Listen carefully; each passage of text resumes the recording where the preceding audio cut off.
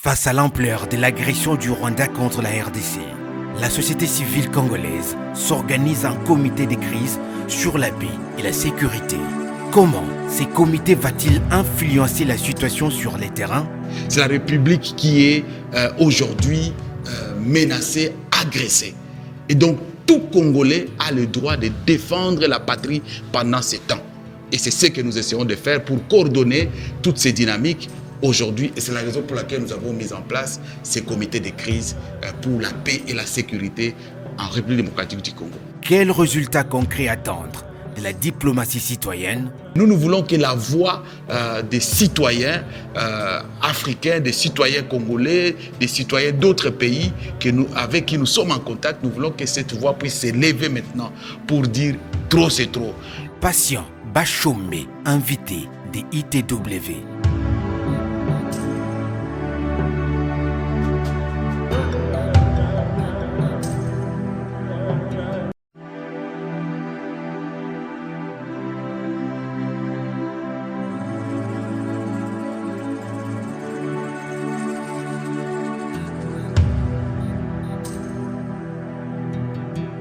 De nouvelles troupes rwandaises ont franchi les bornes 12 et 13 du poste frontalier séparant Goma de Gisenyi, pénétrant sur notre territoire en plein jour, dans une violation ouverte et délibérée de notre souveraineté nationale. C'est une agression frontale, une déclaration de guerre qui ne se cache plus derrière des artifices diplomatiques. Vous savez, la situation est catastrophique et l'air est grave. Aujourd'hui, comme vous le savez, ça fait beaucoup de temps, nous l'avons dit, l'armée rwandaise et le régime rwandais a décidé d'attaquer la République démocratique du Congo. Il le faisait sous couvert, mais aujourd'hui, c'est maintenant à ciel ouvert. Il ne se cache plus et il ne se dissimule plus.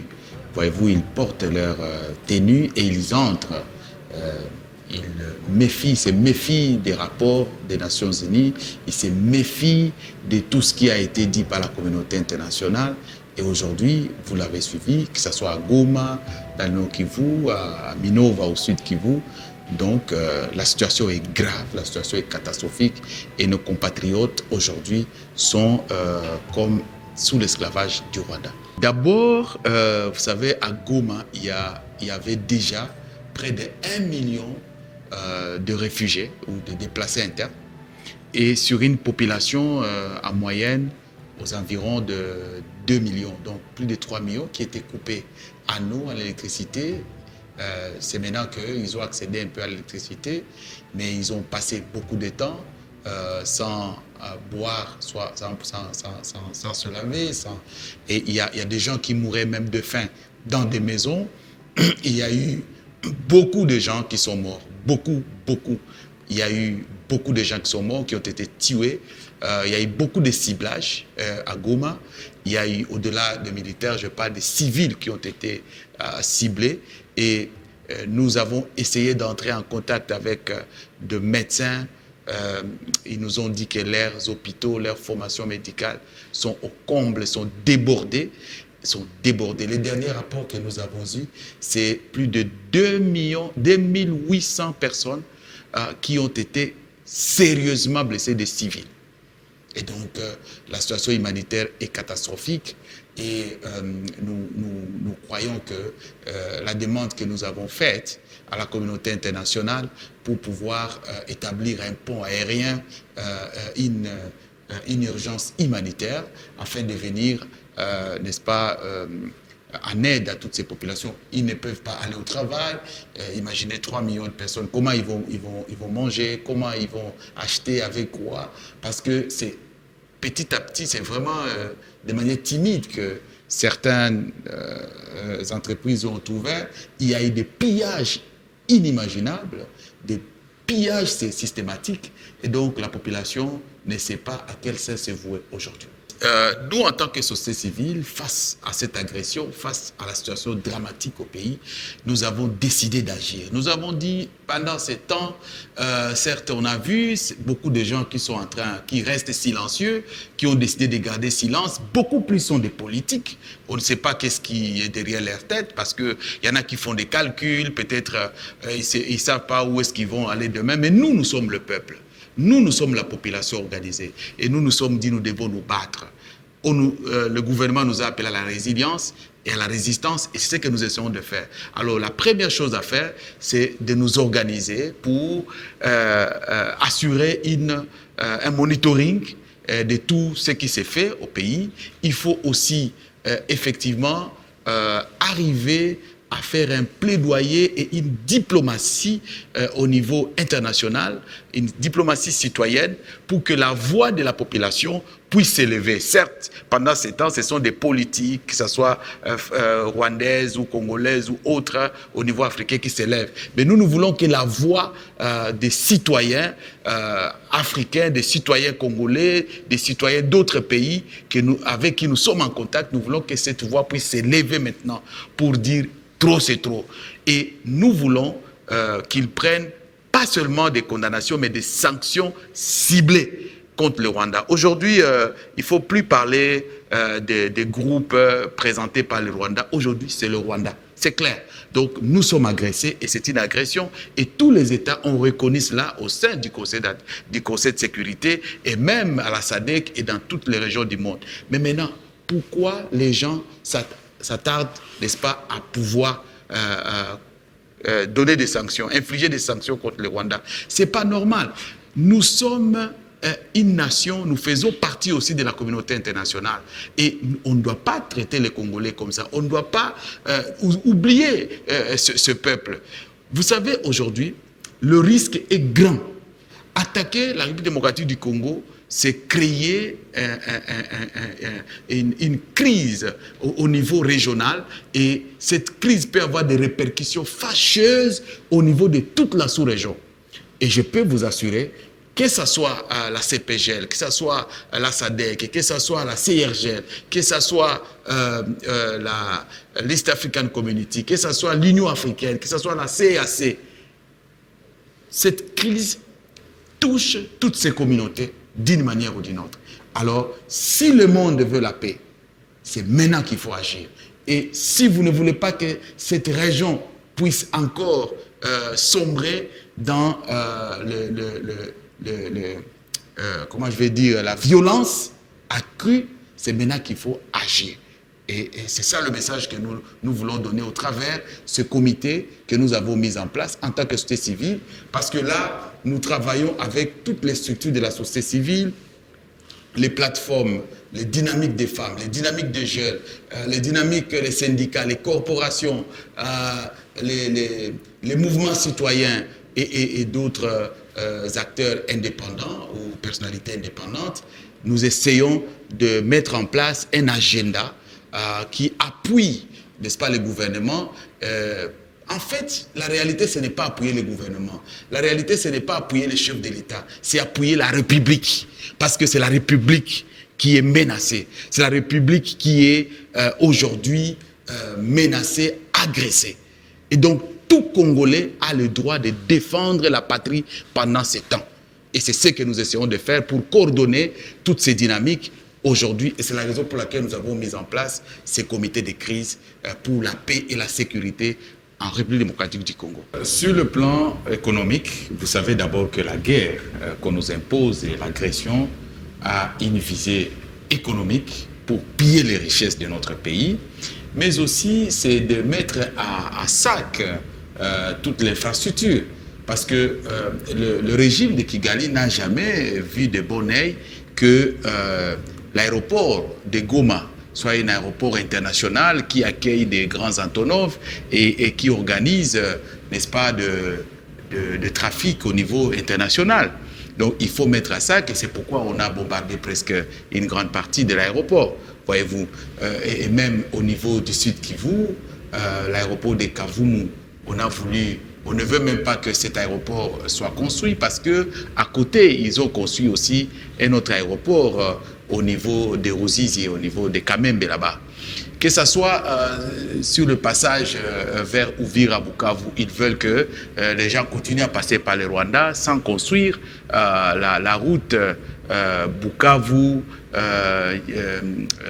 jusqu'à Uvira. Donc, on veut détruire toutes les infrastructures pour dépendre effectivement du Rwanda. Et je pense que, vous le savez, il y a même toutes ces femmes, tous ces agriculteurs, tous ces fermiers qui devraient peut-être être en train de faire le champ et qui sont en errance. Donc l'impact est grand et je ne sais pas combien de temps ça va prendre pour qu'il y ait une résilience économique dans la région, donc au nord et au sud Kivu. Je suis là en tant qu'un des organisateurs de cette manifestation. Une manifestation pour montrer que les Congolais et les Congolaises sont debout. On a cru nous décourager, on a cru nous faire peur. La communauté internationale, la France en tête, la Belgique qui était l'ancienne ancienne maîtresse de la RDC, le Royaume-Uni, les États-Unis d'Amérique, ce qu'on en appelle la communauté internationale était et est encore contre nous. Et là, nous avons dit non. Aujourd'hui, nous sommes réunis parce que nous en avons marre de tout ce qui se passe à l'est de la République démocratique du Congo. Ça fait 30 ans que ce conflit dure. Bon nombre de personnes ont souffert de ce conflit. Et aujourd'hui, ce que nous demandons à la communauté internationale, c'est qu'elle puisse prendre des sanctions fortes contre le régime de Paul Kagame pour qu'enfin ce conflit à l'Est puisse s'estomper une bonne fois pour toutes. Avec les autorités nationales, nous pensons qu'elles ont le mandat pour le faire et nous attendons vraiment qu'ils le fassent de manière cohérente pour que la paix revienne. Mais nous aussi, en tant que citoyens, nous avons une responsabilité parce qu'il s'agit de la République démocratique du Congo. Et nous avons essayé, et nous sommes en train de coordonner les autres structures qui sont au niveau national, au niveau des provinces, et même au niveau de la diaspora, au niveau africain, pour que la société civile, les citoyens parlent le même langage par rapport à ce qui s'est fait. Nous pensons qu'il faut aller à la rencontre de toutes les institutions internationales, d'abord régionales et internationales, partout où la voix du peuple peut s'exprimer pour dire qu'on en a marre. 30 ans de violence dans la région, on ne peut plus rééditer, n'est-ce pas, ces violences au niveau de la région. Et donc, nous avons tout un plan que nous avons mis en place. C'est vraiment un plan qui est coordonné et au niveau national, d'abord au niveau national, provincial, régional et même international que nous essayons de coordonner. Et donc, le comité s'appelle Comité de crise pour la paix, la sécurité en République démocratique du Congo. Nous viendrons en appui à ce que fait le gouvernement parce qu'eux, ils ont la responsabilité première d'agir et de protéger. Mais nous venons en tant que citoyens pour impulser notre plaidoyer et notre diplomatie pour que la voix du peuple congolais soit entendue sur l'échiquier international. Le premier moyen, c'est d'abord cette prise de conscience et cette action où je vois des femmes, je vois des jeunes qui contribuent et qui font de mobilisation ça et là. Je crois que c'est le premier moyen et nous voulons demander à tous les partenaires étatiques et non étatiques, la FEC, de nous appuyer, le secteur privé de nous appuyer pour que nous puissions réaliser ce travail et que notre agenda, notre planification puisse être mise en exécution. Alors, les quinzaines citoyennes sont des cadres ou des espaces multi-acteurs qui analysent les contextes social, politique, économique, environnemental et j'en passe, pour apporter les ressentis de la société civile auprès des autorités avant de pouvoir mener des plaidoyers, avant de pouvoir mener des plaidoyers, il faut analyser. Il y a des analyses que nous faisons. Et même au travers de ces quinzaines citoyennes, on a l'occasion d'analyser même certaines décisions que le gouvernement a prises sur les questions de paix, de sécurité, pour suivre. Est-ce que ces décisions ont été mises en exécution? Donc, on voit la mise en œuvre, on voit les suivis et évaluer. Est-ce qu'on a dit qu'on allait construire, par exemple, telle route, telle infrastructure? Est-ce que cela a été fait?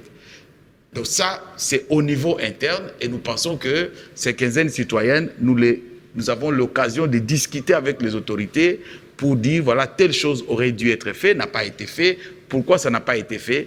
En tant que responsables patriotes et républicains, nous essayons de le faire. Voilà, et aussi, on a l'occasion de peaufiner nos stratégies à travers les quinzaines citoyennes pour essayer un peu de recalibrer les actions qui sont réalisées par certaines catégories, que ce soit les femmes, les jeunes. Alors, à ce moment, lorsqu'ils viennent dans les quinzaines citoyennes, c'est une occasion aussi de présenter les rapports de tout ce qu'ils ont réalisé sur le terrain et nous essayons de poursuivre notre réflexion. Il n'y a pas qu'une seule journée de solidarité, n'est-ce pas? Il y a plusieurs activités pareilles. Mais ici, nous parlons de ce qui va se faire à Kinshasa. Parce que nous nous sommes rendus compte qu'avec les marches, il y a maintenant des débordements. D'ailleurs, je vous informe qu'au 29, le mercredi 29, c'est nous qui avons organisé la marche du 29 qui a été annulée. Malheureusement, suite à la journée ville morte qui avait précédé notre marche. Et nous avons pris acte de cela et nous avons compris que nous devons changer de stratégie. Et c'est pourquoi nous avons préféré organiser de telles rencontres qui vont mobiliser plus des acteurs. Et ça ne va pas se faire seulement une seule fois. Nous pensons faire ça dans toutes les communes ici, dans des grandes salles.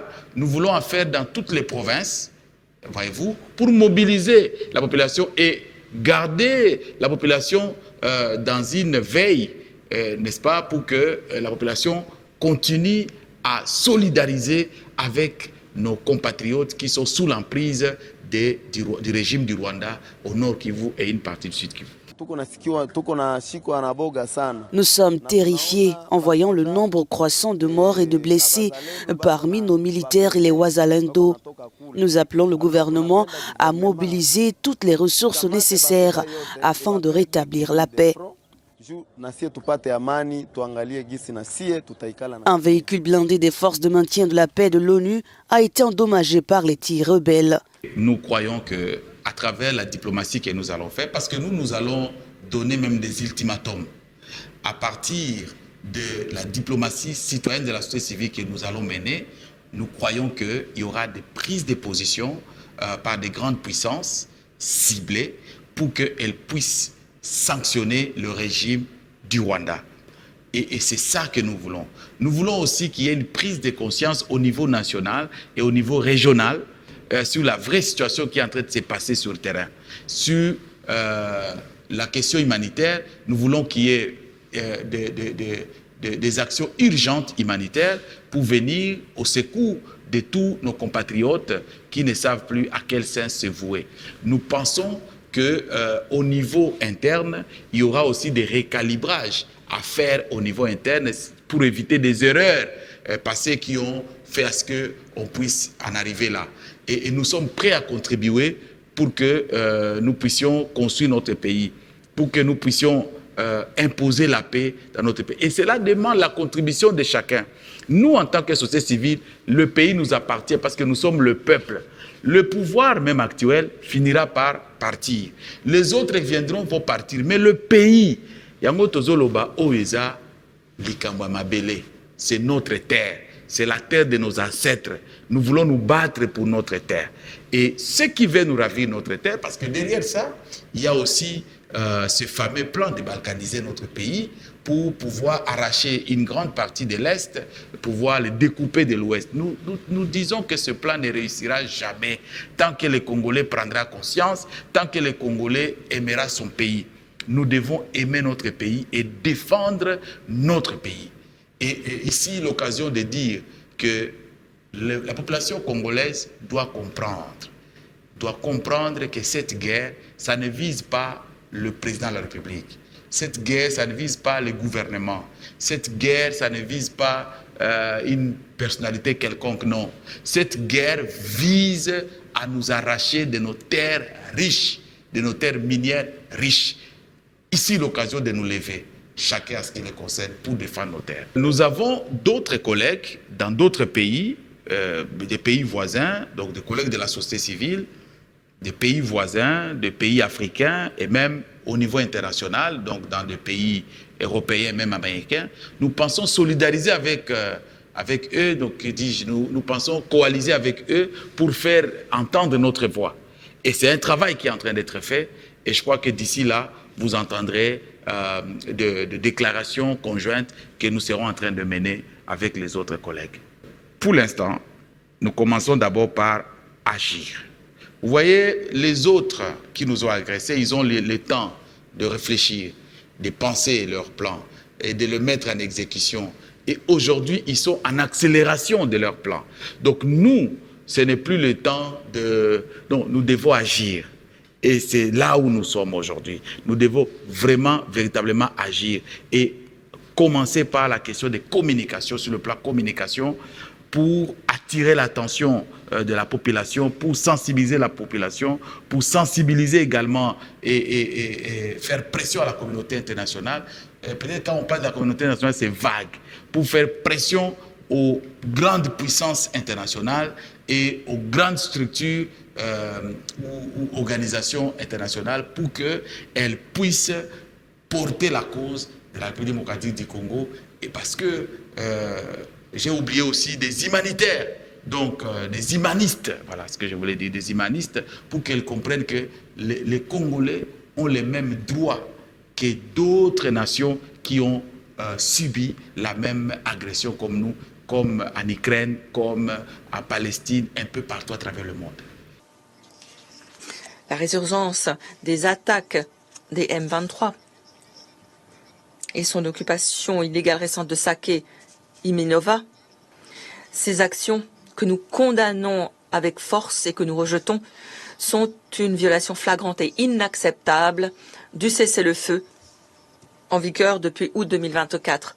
Alors que je vous parle, le peuple congolais souffre. Ces souffrances sont largement antérieures à cette réunion. Elles sont liées au passé, mais la population attend du Conseil qu'il agisse.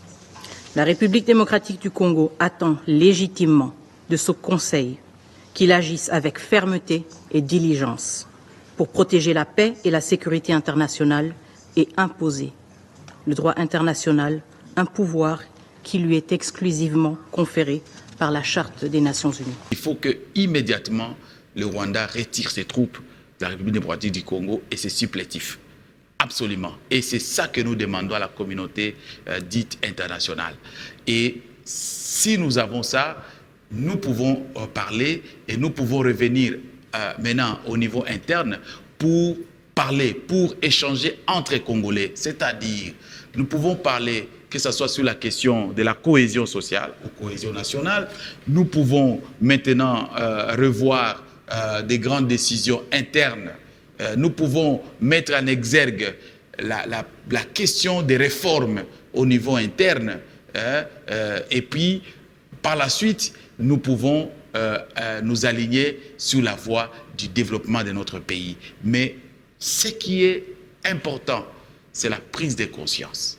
J'insiste sur la prise de conscience parce que c'est de notre rôle aussi en tant que société civile de travailler pour la prise de conscience de nos concitoyens.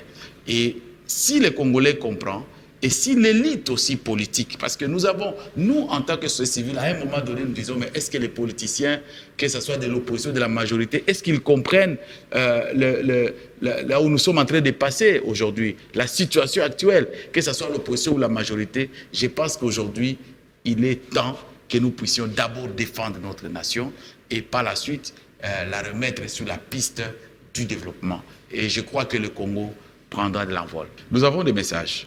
Le message, c'est d'abord dire que nous n'avons pas d'autres pays. nous n'avons que la République démocratique du Congo. Ça, c'est le premier message. Le deuxième message, c'est de dire que nous sommes agressés. Et que lorsque nous sommes agressés, tout revient à zéro. Nous devons nous mettre debout pour remettre la pendule à l'heure. Nous devons aussi démontrer que les motivations que nos agresseurs sont en train de présenter, les alibis ou les arguments qu'ils présentent en termes comment ils appellent, d'un discours de haine, qu'ils veulent stigmatiser une ethnie dans notre pays, des Tutsis congolais, pour venir, n'est-ce pas, à leur défense, alors qu'il n'y a que l'État congolais qui peut le défendre. Et aujourd'hui, on ne peut pas dire que l'État congolais est venu pour, n'est-ce pas, brimer ou stigmatiser une ethnie donnée. Non, loin de là. Et ça, c'est la même motivation, c'est le même argument que le Rwanda utilise pendant 30 ans jusqu'à aujourd'hui. Et nous savons que cela a produit dans la région. C'est pourquoi nous voulons attirer comme message pour dire, si nous continuons avec cet argument, nous risquons d'amener une violence au niveau régional qui va, n'est-ce pas, dégénérer au niveau de toute la région. Donc ça, c'est un message, c'est de dire que nous devons éviter de tomber dans le piège de la haine. Et ça, c'est très important, la haine tribale. Nous considérons comme des Congolais. Il y a des Hutus congolais, il y a des Tutsis congolais, ça va? Et nous n'avons pas besoin d'aller chercher midi à 14h, non. Parce que nous devons dire au Rwanda que tout ce qu'il a dit là, qu'il entre au Congo, ils n'ont pas le droit d'entrer au Congo pour venir défendre ce qu'ils appellent des Tutsis congolais. Pas du tout. Pas du tout. Parce que ce sont des Congolais, nous les reconnaissons comme des Congolais. Voyez-vous. Et donc, il y a le message, c'est toute une liste qui est longue. Mais aussi, il faut dire à l'élite congolaise, là où des villes qui ont déjà été prises, de ne pas adhérer dans le mouvement, de ne pas adhérer dans ce mouvement-là.